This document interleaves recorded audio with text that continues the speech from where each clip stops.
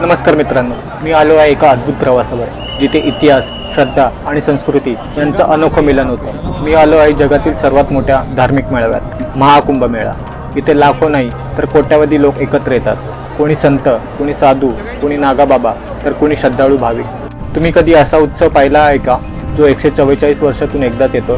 होय, मी बोलत आहे महाकुंभ मेळाव्याच्या दिव्य पर्वाबाबत। लाखो साधू संत, लाखो श्रद्धाळू आणि भक्तीची एक अद्वितीय लाट, सगळं काही इथेच पाहायला भेटतं। हा फक्त एक साधा मेळा नाही, तर ही आहे आध्यात्मिक आणि ऐतिहासिक यात्रा। कारण याच ठिकाणी अमृताच्या थेंबांनी पवित्र झालेली गंगा वाहते। आज आपण पाहणार आहोत महाकुंभच्या पवित्र स्नानाची दिव्यता। कोटी कोटी लोक गंगेत स्नान करतात, कारण असे मानले जाते की यामुळे पापाचं शुद्धीकरण होतं आणि मोक्षप्राप्ती होते। म्हणूनच संपूर्ण महाकुंभ मेळ्याचा अद्भुत प्रवास अनुभवण्यासाठी माझ्यासोबत राहा। चला तर मग डुबकी मारूया या भक्तीच्या महासागरात। पण हा प्रवास इथेच थांबत नाही। आपण भेट देणार आहोत काशी, वाराणसीच्या पवित्र घाटांवर, जिथे सूर्योदयाच्या वेळी गंगेमधील आरती पाहणे म्हणजे एक वेगळाच आध्यात्मिक अनुभव। काशी विश्वनाथ मंदिर, जिथे महादेवाचा आशीर्वाद मिळतो आणि बनारसच्या गल्ल्यांमध्ये फिरताना इतिहासाच्या पाऊलखुणा अनुभवता येतात। आणि मग पुढे अयोध्या, प्रभू श्रीरामाच्या नगरीत आपण घेणार एका नवा युगाचा साक्षीदार, भव्य राम मंदिर। चला अनुभवूया वाराणसी ते अयोध्या एक आध्यात्मिक सफर। चला तर मग सुरू करूया ही अविस्मरणीय यात्रा।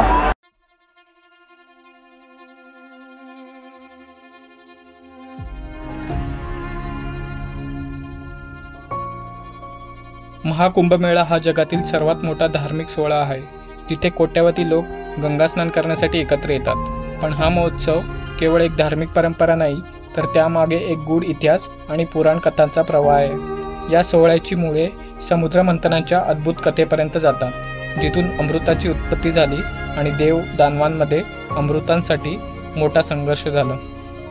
प्राचीन काळी देव आणि दानवांमध्ये सतत युद्ध होत असत। एके दिवशी असुरांनी देवांवर विजय मिळवला आणि संपूर्ण सृष्टीत भयाचे साम्राज्य पसरले। यातून मार्ग काढायला देव श्री विष्णूंकडे गेले। श्री विष्णूंनी उत्तर दिले की तुम्हाला अमृत मिळवावे लागेल, अमृताने अमृतत्व प्राप्त करता येईल, पण त्यासाठी तुम्हाला असुरांसोबत समुद्र मंथन करावे लागेल। इंद्र आणि इतर देवतांनी समुद्र मंथन करायचे ठरवले। देव आणि दानवांनी मिळून मंथन सुरू केले। काही काळाने समुद्रातून विविध रत्ने आणि अनमोल वस्त्रे बाहेर येऊ लागली। त्यातून कामधेनू गाय, उच्चश्रवा घोडा, कौस्तुभमणी यांसारख्या अद्भुत वस्तू निर्माण झाल्या।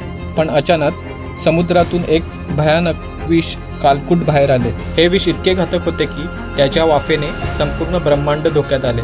सगळे भयभीत झाले आणि देवांनी महादेवांकडे मदतीची याचना केली। महादेवांनी ते संपूर्ण विष आपल्या कंठात ठेवले, त्यामुळे त्यांचा कंठ निळा पडला आणि ते निळकंठ म्हणून ओळखू जाऊ लागले। शेवटी अनेक दिवसाच्या मंथनानंतर समुद्रातून अमृत कलश बाहेर आला। अमृत पाहताच दानवांनी त्यावर झडप घालण्याचा प्रयत्न केला। त्यांना रोखण्यासाठी श्री विष्णूंनी मोहिनी अवतार घेतला आणि अमृत दानवांपासून दूर ठेवले। परंतु या संघर्षादरम्यान अमृताचे 4 थेंब पृथ्वीवर खाली पडले। ते 4 ठिकाणी म्हणजे प्रयागराज, हरिद्वार, उज्जैन आणि नाशिक। हीच ती 4 ठिकाणे जिथे महाकुंभ मेळा साजरा केला जातो।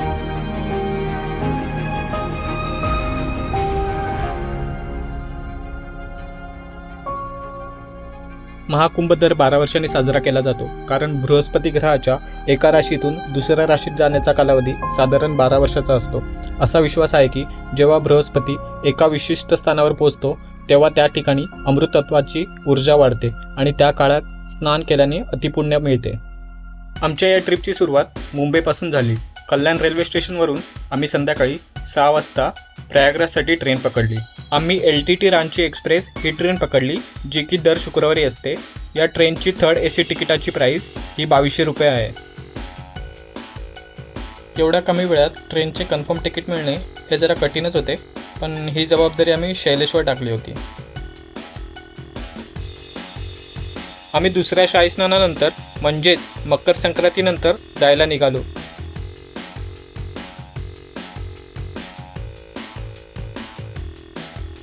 आम्ही सगळे मित्र एकत्र आलो आणि ट्रेनमध्ये बसताच धमाल सुरू झाली।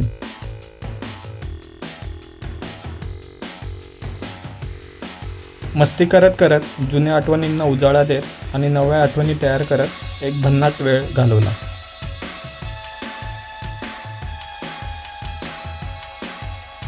आम्ही निघालो तर होतो, पण आम्हाला एक चिंता होती ती हॉटेल किंवा टेंट भेटण्याची. कारण खूप लोक विजिट करणे असल्यामुळे हॉटेल्स आणि टेंटची बुकिंग फुल होती. बट ही चिंता ब्रह्मदेवने दूर केली. याच्याच ओळखीमुळे आमची टेंटमध्ये राहण्याची सोय झाली. मित्रांसोबत केलेला प्रवास म्हणजे एक वेगळीच मजा. कधी वेळ निघून जातो ते समजून पण येत नाही, पण आठवणी मात्र कायम लक्षात राहतात.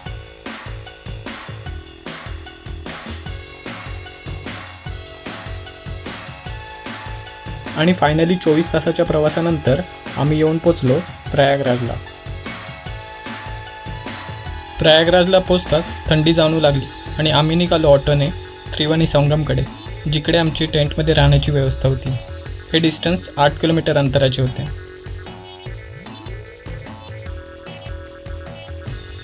टेंटमध्ये पोहोचून रात्रीचे जेवण करून आम्ही त्या दिवसासाठी आराम केला.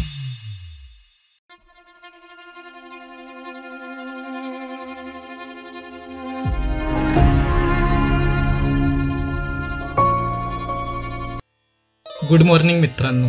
सकाळचे पहाटेचे 5 वाजलेत आणि 8 डिग्री टेम्परेचरमधली थंडी जाणवत होती, पण मनात एक वेगळीच ऊर्जा होती. आजचा दिवस खास आहे कारण आपण चाललोय महाकुंभ स्नानासाठी त्रिवेणी संगमकडे. गंगा, यमुना आणि अदृश्य सरस्वती या 3 पवित्र नद्यांचा संगम, आणि आज याच संगमात पवित्र स्नान घेण्याचा योग. तुम्हाला इकडे भरपूर अशी वेगवेगळ्या आखाड्याची शिबिरे आणि टेंट पाहायला भेटतील. आमची राहण्याची आणि जेवणाची व्यवस्था या शिबिरामध्ये होती. तुम्ही आता बघू शकता, हाच तो टेंट आहे जिथे आम्ही 2 दिवसासाठी राहिलो होतो. प्रयागराज भारताच्या नकाशावरचं एक पवित्र ठिकाण, पण जेव्हा कुंभमेळा येतो तेव्हा ही भूमी बनते कुंभनगरी. वाळवंटासारख्या मोकळ्या जागावर शेकडो तंबू, शिबिरे, रस्ते, रुग्णालय, विद्युत व्यवस्था आणि लाखोंच्या राहणीसाठी आवश्यक गोष्टी निर्माण होतात.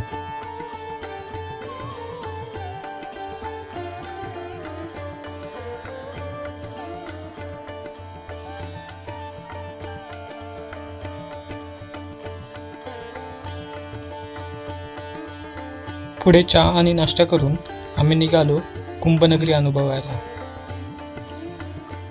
आमच्या टेंटचे ठिकाण हे जुसी सेक्टर 15 मध्ये होते आणि तिकडून संगम घाट हे सुमारे 6 किलोमीटर अंतरावर होते.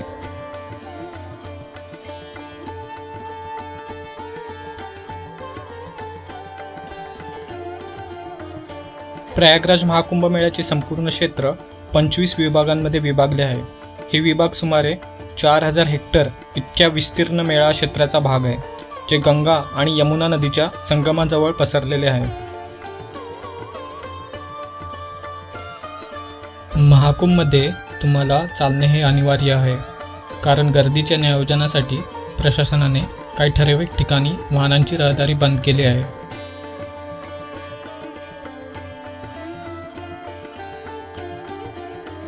आम्ही जिथपर्यंत वाहनांना परवानगी होती तिथपर्यंत गाडीने गेलो आणि मग पुढे पायी प्रवास चालू केला.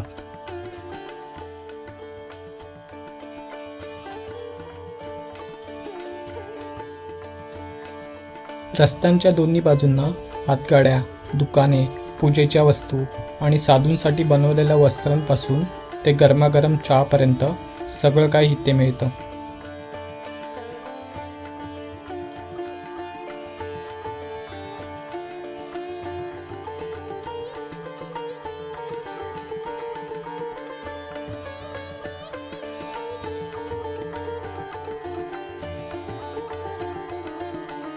कुंभमेळ्याचा आणखी एक रंग पाहायचा असेल तर तो इथल्या बाजाराचा आणि लोकांच्या वागण्याचा.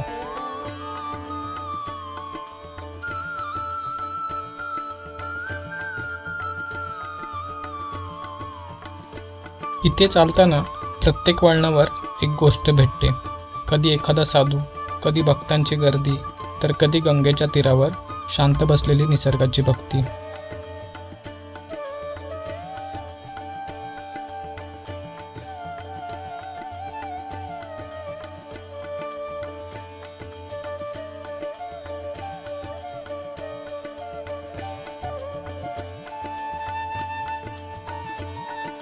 महाकुंभ हे केवळ एक आयोजन नाही, हे एक जीवन गंगेतील स्नान आहे, जिथे चालणे म्हणजे ध्यान आणि अनुभव म्हणजे पूजन.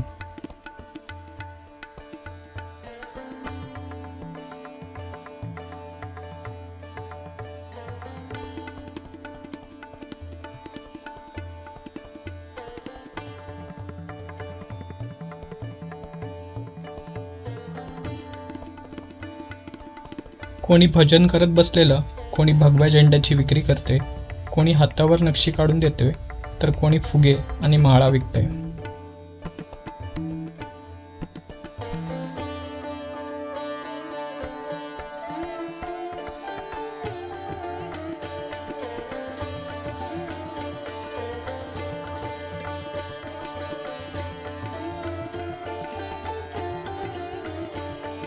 इथे लोकांची वागणूकही वेगळीच वाटते. इथे माणसं अनोळखी असूनही एकमेकांना जय श्रीराम किंवा हर हर महादेव म्हणत ओळखीचं नातं जुळवतात. पुढे आम्ही या पिपा पूल क्रमांक 9 वरून संगम घाटकडे जायला निघालो. महाकुंभमध्ये यात्रेकरू आणि साधूंच्या सोयीसाठी गंगेला एकूण 30 तात्पुरत्या पाईपाच्या पुलांचे बांधकाम करण्यात आले. हे पूल ज्यांना मोठ्या पोकळ लोखंडी कंटेनर्स वापरून बनवले जाते.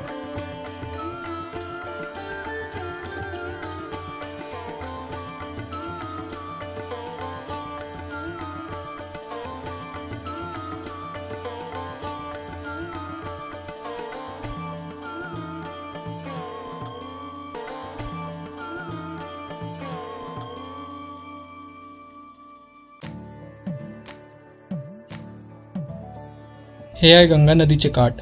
काही लोक इथे स्नान घेत होते.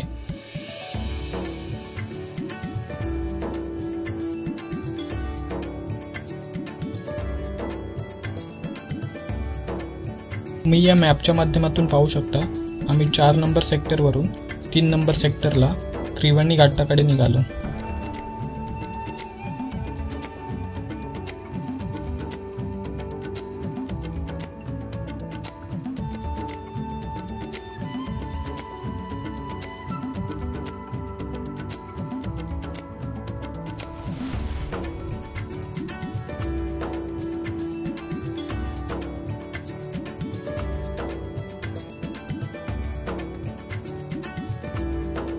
इथे स्नानांसाठी आलेल्या लाखो लोकांचे भाव एक गूढ अनुभव वाटतो, ज्यांचं वर्णन शब्दात शक्य नाही.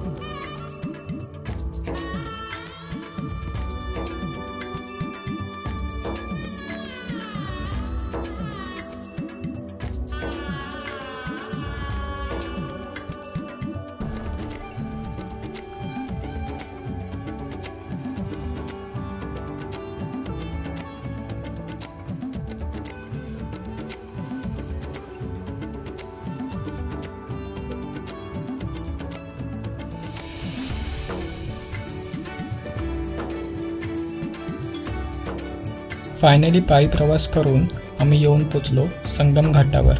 इकडून बोट घेऊन आम्हाला त्रिवेणी संगमकडे निघायचे होते.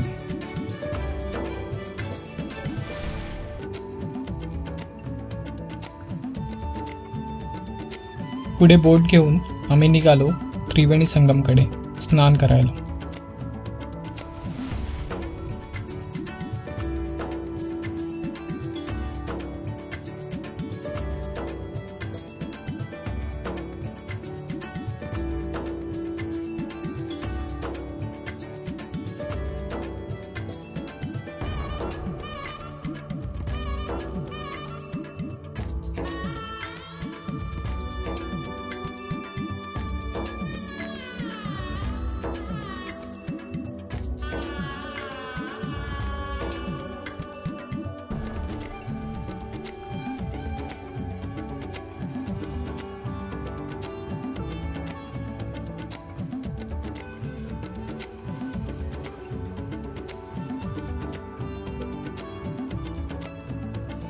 संगमकडे जात असताना वाटेत नजरेसमोरून जातात आकाशाला गवसणी घालणारे सायबेरियन पक्ष्यांचे थवे.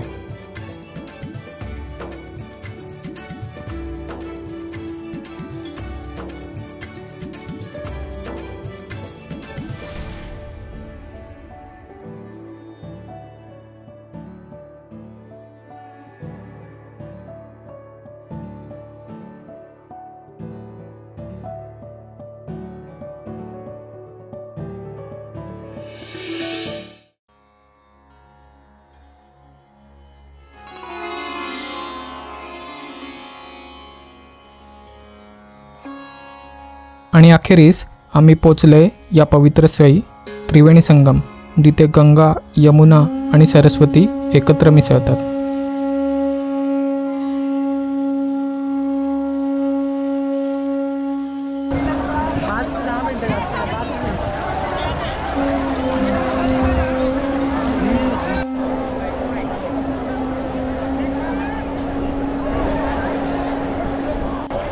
स्नान करायला जात असताना एक वेगळीच फिलिंग आणि ऊर्जा येत होती.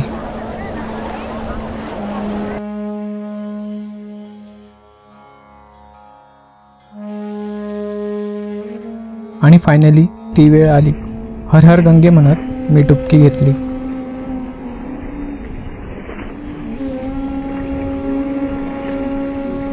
आणि मग गंगेला नमन करून आम्ही तिथून निघालो. कुंभच्या या साईडला गंगेतून परतत असताना एक वेगळाच अनुभव भेटला. एका साईडला घाटावर लाखो लोकांची गर्दी आणि एकीकडे गंगेमध्ये ही बोटची ट्रॅफिक. हळूहळू सर्व बोट किनाऱ्याकडे परतत होत्या. हे दृश्य एकदम अविस्मरणीय होते. आणि अखेर महाकुंभचा हा अद्भुत प्रवास आता संपायला आलाय. या प्रवासाने मला खूप काय दिलं. शांतता, श्रद्धा आणि एक वेगळीच ऊर्जा.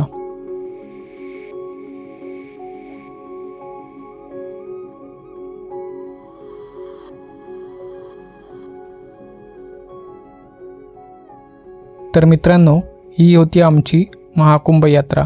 कशी वाटली ते जरूर सांगा. पुन्हा भेटू पुढच्या प्रवासात. तोपर्यंत हर हर गंगे, हर हर महादेव. जर तुम्हाला हा व्हिडिओ आवडला असेल तर नक्की लाईक करा, तुमच्या मित्रांसोबत शेअर करा आणि जर तुम्ही चॅनलला अजून सबस्क्राईब केलं नसेल तर नक्की सबस्क्राईब करा आणि तुमचे विचार कमेंटमध्ये लिहायला विसरू नका. धन्यवाद. थांबा, ही ट्रिप अजून संपलेली नाही आहे. तर पुढे आपण भेट देणार आहोत काशी आणि मग अयोध्याला. तर मग या ट्रिपचा एपिसोड 2 बघायला विसरू नका.